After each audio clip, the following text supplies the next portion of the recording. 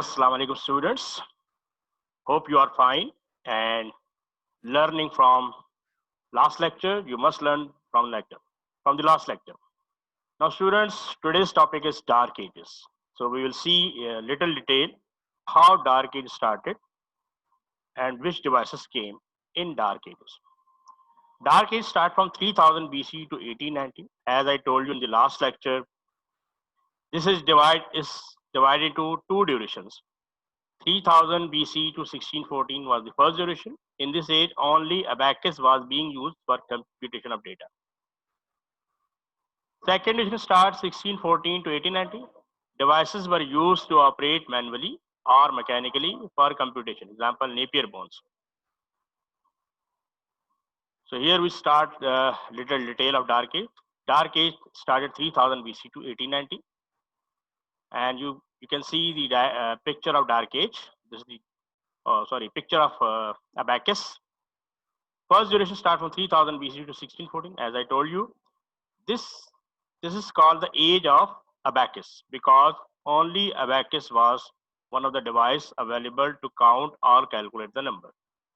Abacus was the only device to use for computation or calculation, and abacus is a mechanical device used to assist a person in performing mathematical calculation and counting for trading.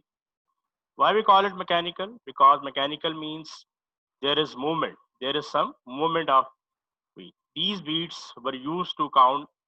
By moving these beats, we can calculate number or count the numbers. So in next next slide, we'll see how it works. The standard abacus can be used to perform addition, subtraction, division, and multiplication. These basic four mathematical functions can be performed through abacus. The abacus can also be used to extract square root and cubic root. So this is the extra function can be done. The beads are manipulated with either the index finger or the thumb of one hand. So you can use these two fingers to move for movement of beads. Abacus construction. It is typically constructed of various types of hardwoods and comes in varying size. So this abacus have different sizes and different number of beads available today. The frame of the abacus has a series of vertical rods. You can see this frame is divided number of rods on which a number of wooden or stone beads are allowed to slide freely. So these beads can be used to count the number through movement.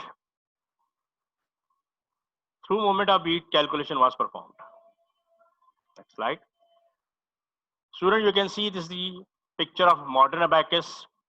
So you can see this is the wooden frame.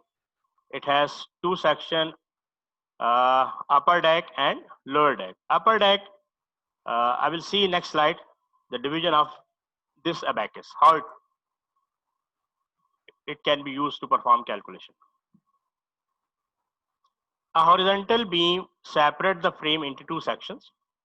The upper deck, its beads have values of 5s, 50s, 5000. So you can see from the picture, there is upper deck which has a number of beads. These beads called the first column of beads is 5, second column of rod is 50s, third column of rod is 500. So this is the worth